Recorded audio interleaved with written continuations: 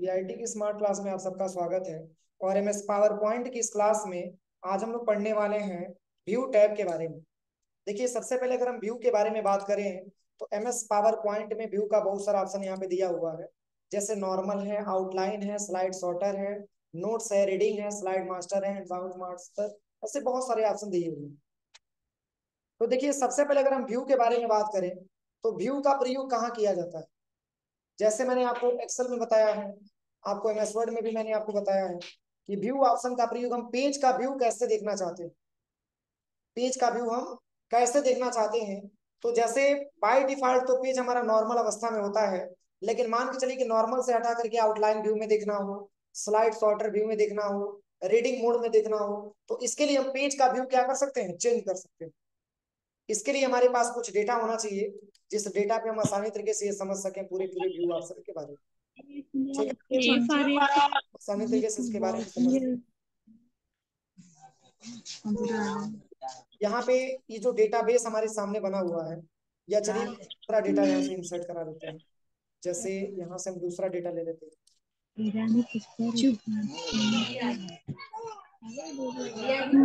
चुप चुपचाप पढ़।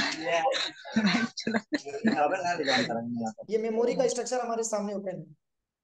अब इसी का व्यू करके हमको देखना है कि मतलब इसका व्यू हम कैसे देख पाए। तो बाय डिफॉल्ट यहाँ पे क्या लिखा है, नॉर्मल लिखा है। तो नॉर्मल पेज में आपको शो करके दिखा है, लेकिन आप चाहते हैं कि आउटलाइन व्यू में दिखाए, तो आउटलाइन व्यू पे क्लिक करेंगे तो कुछ ऐसे इंटरफेस, मतलब जिस पॉइंट पे आप क्लिक करेंगे बस वही पॉइंट आपको दिखाएगा। देखिए, जिस पॉइंट पे आप क्लिक करेंगे बस वही पॉइंट आपको दिखाएगा, नहीं दिखाएगा। तो ये व्यू आपका आउटलाइन व्यू में होता है। पुनः नॉर्मल करेंगे तो पहले की अवस्था में हो जाएगा। ठीक है। स्लाइड सॉर्टर का क्या प्रयोग है, तो स्लाइड सॉर्टर का ये प्रयोग है कि जैसे इस समय तक 26 स्लाइड मैंने इंसर्ट कराया, और 26 स्लाइड को हम छोटे छोटे में देखना चाहते हैं, ग्रुप में देखना चाहते हैं। तो इसके लिए छोटा छोटा स्लाइड करने के लिए आपको स्लाइड सॉर्टर का आपको इस्तेमाल करना है। इस तरीके से आपको दिखेगा, देखिए। ठीक है, मल्टीपल स्लाइड आप एक बार में देख सकते हैं। पुनः नॉर्मल में करना है तो पुनः आप नॉर्मल में क्लिक करके नॉर्मल पे आ जाइए। अगला लिखा है वो है आपका नोट्स पेज।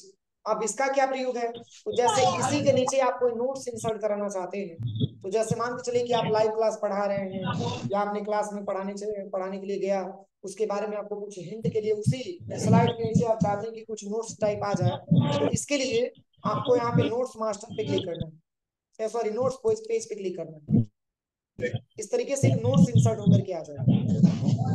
अब यहाँ पे जैसे मान के चलिए कि अगर आप कुछ टाइप कर देते हैं, जैसे मैंने यहाँ पे मेमोरी टाइप कर दिया, इसको आप सिलेक्शन करके इसको बड़ा कर लीजिए, तो देखिए इससे फायदा क्या होगा। अगर आप इस तरीके से नोट्स बना लेते हैं तो ये नोट्स आपको दिखेगा, लेकिन तब दिखेगा जब स्लाइड आपका छोटा रहे। और वही अगर Shift+F5 से आप इसको बड़ा कर देते हैं तो ये आपको नहीं दिखेगा, नोट्स यहाँ से गायब हो जाएगा। जैसे देखिए, मान के चलिए कि हमको प्राइमरी मेमोरी के बारे में हमको डिटेल में पढ़ाना है, और प्राइमरी मेमोरी का मैंने एक नोट्स तैयार कर लिया कि प्राइमरी मेमोरी होता क्या है, इसके बारे में मैंने नोट्स टाइप कर लिया है। और हम चाहते हैं कि बच्चों को ना दिखाएं, इसके बारे में हम डीपली पढ़ाते जाएं। तो जैसे ही Shift+F5 बटन दबाएंगे तो ये केवल आप ही को दिखेगा, छोटा रहेगा। बाकी ये बड़ा करेंगे तो ये किसी स्टूडेंट को चाहे आपको भी नहीं दिखेगा। दिखेगा कब, जब इसके बटन दबाएंगे तब ये आपको समझ में आएगा कि ये मैंने नोट्स इस पे इंसर्ट किया हुआ है। तो हर स्लाइड के अंदर में आप चाहेंगे तो नोट्स आप इंसर्ट करा सकते हैं। देखिए बहुत सारा स्लाइड है, किसी भी स्लाइड के नीचे आप चाहेंगे तो नोट्स ऐड करा सकते हैं। ठीक है ना, तो ये हमारा नोट्स का पेज होता है। रीडिंग व्यू है, आप इसको रीडिंग व्यू में कर सकते हैं। ये देखिए रीडिंग व्यू में होगा, ठीक है ना। नॉर्मल में करना चाहते हैं तो नॉर्मल में करेंगे, तो नॉर्मल में कोई दिक्कत नहीं है। अभी आप वही रीडिंग व्यू में करते हैं तो कुछ ऐसा इंटरफेस में आपका आ जाता है। रीडिंग व्यू का मतलब उस व्यू में हम करना चाहते हैं जिस स्लाइड को हम केवल पढ़ सके, इसमें कोई रीडिंग ना कर सके, तो ये हमारा रीडिंग व्यू कहलाता है। अगला क्या दिया है, स्लाइड मास्टर। ये इंपॉर्टेंट ऑप्शन है। स्लाइड मास्टर के बारे में हम बताना चाहेंगे। स्लाइड मास्टर का प्रयोग क्या होता है, जैसे देखिए, जैसे सबसे पहले अगर हम स्लाइड ऑप्शंस के बारे में बात करें, स्लाइड मास्टर के, तो जैसे मान के चलिए ये 3-4 स्लाइड मैंने बनाया, जैसे व्यू टैब पे हम चलते हैं और स्लाइड मास्टर पे हम चले आते हैं। स्लाइड मास्टर का ये प्रयोग होता है कि देखिए ये जो आपने पहले से जो प्रेजेंटेशन आपने बना रखा है, स्लाइड मास्टर को इससे कुछ लेना देना नहीं होता है, एक अलग ही स्लाइड मास्टर बन करके आपको यूज करना है। सही स्लाइड मास्टर पे क्लिक करेंगे, ऐसा इंटरफेस आपके सामने आ जाएगा। देखिए ऐसा इंटरफेस आपके सामने आ जाएगा। देखिए इसमें कुछ लिखा है, इसमें कुछ नहीं लिखा, इसमें अपने तरफ से आपको बनाना पड़ेगा डेटा। अब देखिए स्लाइड मास्टर पे मैंने क्लिक किया तो ऐसा ऑप्शन आ गया ना। अब कोई एक हेडिंग आप यहाँ पे बनाइए, जैसे कि मैंने इसको हटा दिया। अब यहाँ पे हम टाइप कर लेते हैं कंप्यूटर मेमोरी। क्या टाइप कर लेते हैं? Computer memory. Computer memory. तो देखिए इससे फायदा क्या होगा कि अगर एक स्लाइड पे, मेन स्लाइड पे अगर आप कोई चेंजिंग करेंगे, अगर आप मेन स्लाइड पे कोई चेंजिंग करते हैं तो वो चेंजिंग सारी के सारे स्लाइड पे हो जाएगी। एक छोटा सा एग्जांपल मैं आपको बताऊं। अभी इसको जैसे मान के उतरना है, चलिए कि पहले क्लास नहीं में हो सारे रही बच्चों से बोल दिया गया कि आपको आईडी कार्ड लगा के आना है, पानी मतलब ना तो सारे बच्चे रूल्स को फॉलो करेंगे कि नहीं करेंगे? करेंगे ना। लेकिन मान के चलिए अगर कोई इसमें से ऐसा भी स्टूडेंट होगा जो कितना भी कहा जाएगा फिर भी वो आईडी कार्ड लगा के नहीं, ऐसा भी प्रॉब्लम होता है। तो इस केस में ऐसे मतलब समझने के लिए स्लाइड मास्टर के बारे में कैसे देखिए, और अभी थोड़ा सा अगर एक फॉर्मेटिंग हम सब पे करते मतलब हैं, हम एक फॉर्मेटिंग हम सब पे करते हैं, तो ये देखिए सब पे एक ही फॉर्मेटिंग, एक ही कलर सब पे हो गया। लेकिन अब ये कह रहा है कि नहीं, हमको ये फॉर्मेटिंग अच्छा नहीं है। जैसे चलिए मैं बता दे रहा हूँ, जैसे कंप्यूटर मेमोरी मैंने लिख लिया और यहाँ पे लिख लीजिएगा प्राइमरी मेमोरी। क्या लिखना है? Primary memory. अब प्राइमरी मेमोरी के अंतर्गत क्या क्या आता है? रैम भी आता है, ठीक है।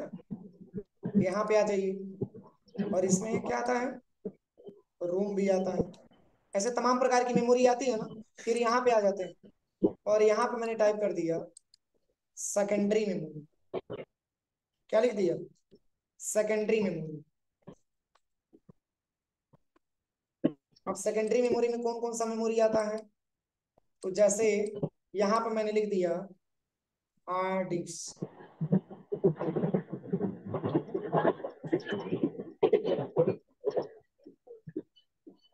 या HDD शॉर्ट में लिख देते हैं HDD।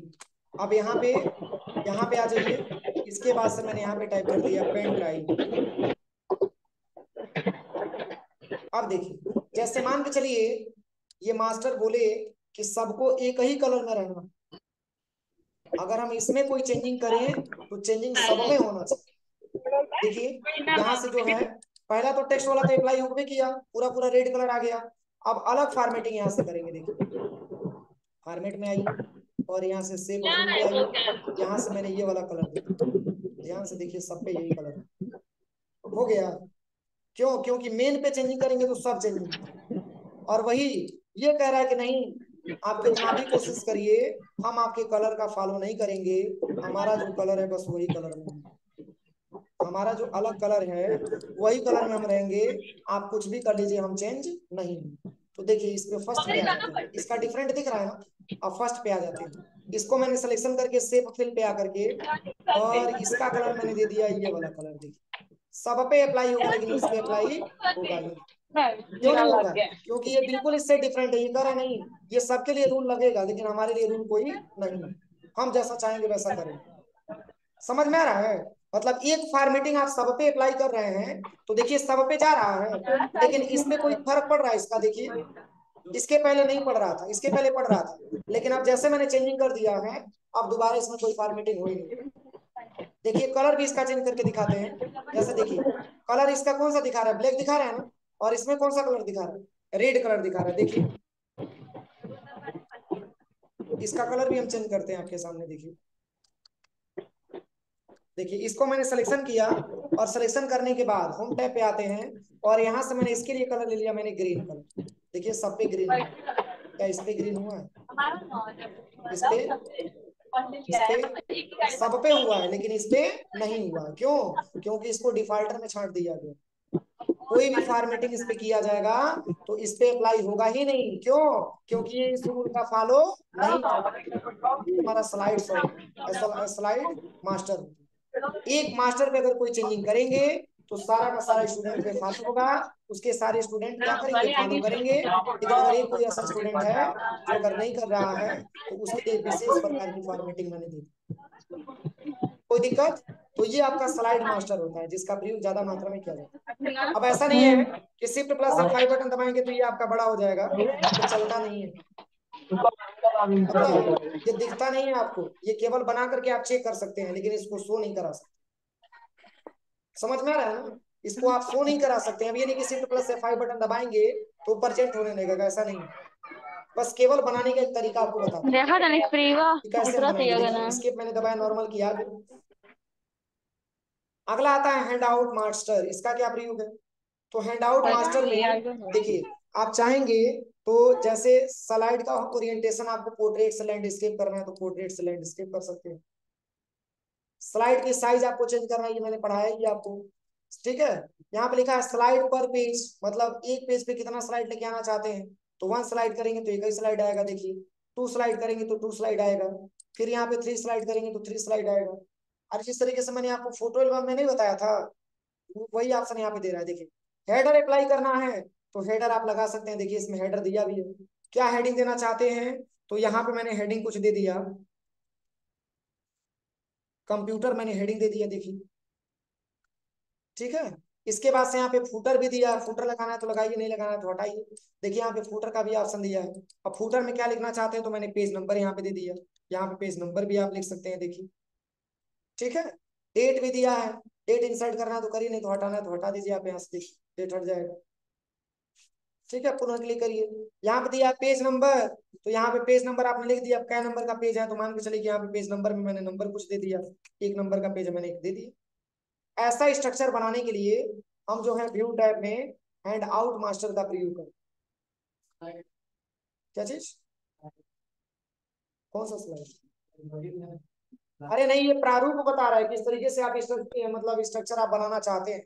एक स्लाइड लेना चाहते हैं कि कत कैसे देर में कट लेना कुया चाहते हैं, को यहाँ पे लाएगा ऑप्शन डबा दिया ना है ना चेंज पूरा। कर सकत यहाँ पे रहो देखो ना। अभी ऑप्शन दिया था, इसमें क्लिक करो। कहाँ पे गया था? हैंड हम आउट लोग में। लाइव पढ़ रहे थे ना। वाह रे ये का भी हैंड पढ़ी आउट में बतन बताया। बताइए देख रही है कितना लेट हो जैसे गया। जो है यहाँ पे हम बैक आते हैं इस, देखिए अभी बिल्कुल हम नॉर्मल पे आ जाते हैं। सब व्यू बेटा टैब पे आइए, नॉर्मल पे आते हैं। नॉर्मल मुझे पे ना देखिए कुछ लेटे नहीं हुए थे दिखा भाई रहा लेटे है। से पुनः व्यू टैब पे आएंगे। व्यू मुझे टैब मुझे पे आने निकल के लिया बाद यहाँ पे जैसे ही हैंड आउट मास्टर पे देख क्लिक किया जाएगा तभी हरी ऐसा कराई हो इंटरफेस गया आपको मिलेगा। किसमें है मतलब वैसे नॉर्मली देखा जाए तो एक स्लाइड पे तो एक ही स्लाइड बनता है ना, इसी तरीके तो स्लाइड आता है। कौन लेकिन आप इसमें भी चेंजिंग करना चाहते हैं सा तो लिख रहा है स्लाइड पर पेज, कौन मतलब सा एक पेज पे कैसे 2 स्लाइड खुलेगा ये आप इंसर्ट तुम्हारा करना चाहते हैं। कौन अगर सा 2 लेना है मिक्सर तो 2 ले लीजिए, 4 लेना पानी है तो वाली 4 ले ले ला लीजिए। तब मतलब बाप ये रे बाप स्ट्रक्चर है ना कि उनका आप इस भाव तरीके से बढ़त स्लाइड रहे इंसर्ट करा सकते हैं। तुमको अब पता हेडिंग है वगैरह उतर देना के है तो हम उधर बताइए, नहीं जैसे तो बैग आप इसको करे थे हटा दीजिए। लेकिन जले गया ठीक है, हाजिरी भी बाकी ये लिखा कलर कर वगैरह दिया, बैकग्राउंड कलर वगैरह दिया, कौन सा कलर आप बनाना नहीं चाहते हैं आना चढ़ी कलर लगे आप यहाँ पे ले सकते सारी हैं। लगे फोन हटाना तो आप इसको क्लोज भी कर सकते हैं, इसका कोई यूज नहीं। और जल्दी दिया है रख उसके बारे में आपको समझना होगा। ठीक है, वही यहाँ पे छोटा बड़ा स्लाइड कहाँ दे मास्टर रही में, और यहाँ से अगला ऑप्शन स्लाइड मास्टर है। स्लाइड मास्टर जो मैंने अभी आपको बताया था, देखिए स्लाइड मास्टर यहाँ पे सेव है, इसको सेव करने की रिक्वायरमेंट नहीं आती है। अगला ऑप्शन जो दिया है व्यू टैब तो में कहाँ जाओगी वो है यहाँ पे नोट्स मास्टर। मतलब नॉर्मल में जो आप मास्टर यहाँ पे ऐड कर रहे थे ना, सेव कर रहे थे ना, वही आप चाहेंगे यहाँ पे अगर आपने जो है यहाँ पे स्लाइड मास्टर आपने लिया है तो इसके अंदर भी आप चाहेंगे तो क्या कर सकते हैं, नोट्स ऐड कर सकते हैं। जैसे इस पर मैंने क्लिक किया और यहाँ पे व्यू टैब पे आइए और यहाँ से आप ऐड कर लीजिए नेक्स्ट। देखिए इसके नीचे भी आ गए। ये तो मास्टर होता है, नोट्स होता है। अब इसमें जो कुछ भी लिखना हो आप यहाँ से लिख सकते हैं। जैसे मान के चलिए कि एक्सप्लेन करने में आपको दिक्कत आ रही हो तो आप इसमें लिख सकते हैं, समझा सकते हैं। ये नोट्स टाइप का आपको मिल जाता है, जो नॉर्मल में मिला था वो आपका इसमें भी मिल जाएगा। नहीं जरूरत है आप इसको हटा दीजिए, कोई मतलब नहीं है। तो अगला क्या ऑप्शन दिया है तो यहाँ पे लिखा है रूलर। रूलर का क्या प्रयोग है एमएस वर्ड में, एमएस पावर पॉइंट में, मार्जिन को इंक्रीज करना और डिक्रीज करना। अगला ऑप्शन दिया है ग्रिड लाइंस। तो ग्रिड लाइंस का शॉर्टकट की भी मैंने बताया, shift plus F9। Shift plus F9 दबाएंगे तो ग्रिड लाइंस हाइड होगा और शिफ्ट प्लस दबाएंगे तो ग्रिड लाइंस खुल गई। जैसे देखिए अभी तो पूरा ब्लैंक दिख रहा है ना, कुछ भी लाइनिंग टाइप का नहीं दिख रहा, लेकिन जैसे ही शिफ्ट प्लस F9 दबाएंगे तो ये देखिए पूरा ग्रिड लाइंस आपका देखिए पूरा लाइनिंग पूरा दिख रहा है। तो ये ग्रिड लाइंस होता है। अगला क्या दिया है, अगला लिखा है गाइड।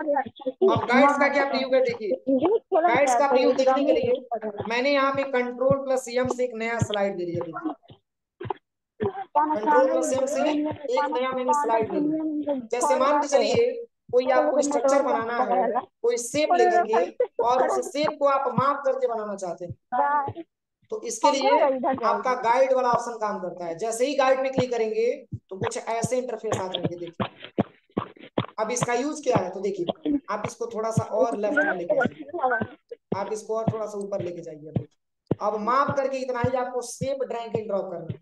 तो पुनः इंसर्ट पे आइए और यहाँ पे शेप पे आ जाइए और यही वाला शेप ऐसे ड्रैग एंड ड्रॉप कर लीजिए यहाँ से लेकर के यहाँ पे। अब इसका कलर देना है तो आप इसका कलर कुछ दे दीजिए, आउटलाइन भी देना है तो आउटलाइन यहाँ से चेंज कर लीजिए। पुनः इसको थोड़ा सा और राइट में लेके जाइए। देखिए ठीक है, थोड़ा सा और राइट लेके जाइए। पुनः आप इंसर्ट पे आइए, एक और शेप ले लीजिए। इस तरीके से स्ट्रक्चर आप इस पे बना सकते हैं। इसका डिफरेंट कलर देना है तो इसका भी यहाँ से डिफरेंट कलर दे दीजिए। आउटलाइन भी चेंज करना है तो आउटलाइन भी चेंज कर दीजिए। इस तरीके से स्ट्रक्चर बनाना होता है ना। पुनः अभी हम इसको हटा भी दे रहे हैं। एक टाइप का आप समझिए कि स्केल है आपका, इंचीपैट्री है, इसके माध्यम से आप लाइनिंग करके आप आसानी तरीके से शेप को इंसर्ट करा लें। पुनः आप थोड़ा सा और इसको राइट में लेके जाइए। अब इसमें भी इंसर्ट पे आइए और यहाँ से शेप ले लीजिए और ये वाला शेप को ऐसे ड्रैग एंड ड्रॉप कर दीजिए। देखिए अब इसका भी डिफरेंट कलर आप यहाँ से दे दीजिए, आउटलाइन भी डिफरेंट दे दीजिए इसको, कोई दिक्कत। पुनः यहाँ से इंसर्ट पे आइए और शेप पे आइए और एक ये भी शेप लेकर के आप इसमें इंसर्ट करा दीजिए। इसका भी डिफरेंट कलर देना है तो इसका भी आप यहाँ से डिफरेंट, चार शेप चारों का अलग अलग कलर होंगे। हटाना हो तो पुनः आप व्यू टैब पे आइए और आप यहाँ से इसको हटा सकते हैं। देखिए बिल्कुल आपका नॉर्मल है। आप ऐसे ड्रैग एंड ड्रॉप करेंगे तो ये रियलिटी है, कोई शेप आपका छोटा बड़ा हो जाएगा, लेकिन आप अगर इसे माप करके करते हैं तो बिल्कुल बिल्कुल आपका इक्वल हो जाएगा, दिक्कत नहीं। कोई भी शेप को ड्रैग एंड ड्रॉप करेंगे तो बिल्कुल जितना लंबाई उतना चौड़ाई आसानी तरीके से एक जैसे बना सकते हैं। तो ये गाइड करता है आपको शेप को ड्रैग एंड ड्रॉप करने में। ठीक है, अगर इसमें फिगर बनना है तो बना जाएगा। सिलेक्शन करिए, फॉर्मेट टैब पे जाइए। अब जैसे मान के चलिए इसमें फिगर हम लगाना चाहते हैं तो शेप फिल पे आइए, अब यहाँ से पिक्चर पे आ जाइए, यहाँ से कोई पिक्चर भी आप इसमें लगा सकते हैं। देखिए पहले से हमने कोई पिक्चर डाउनलोड करके रखा हो, जैसे कि यही वाला मैंने लगा दिया, सेट करा सकते हैं। ठीक है, इस तरीके से अगर आपको स्ट्रक्चर बनाना हो तो इसके लिए व्यू टैब में ये गाइड वाला ऑप्शन काम। ठीक है, तो चलिए पहले इतना क्लियर करिए, से हम आगे की क्लास में बता देंगे। ठीक है, इतना पहले कर लीजिए।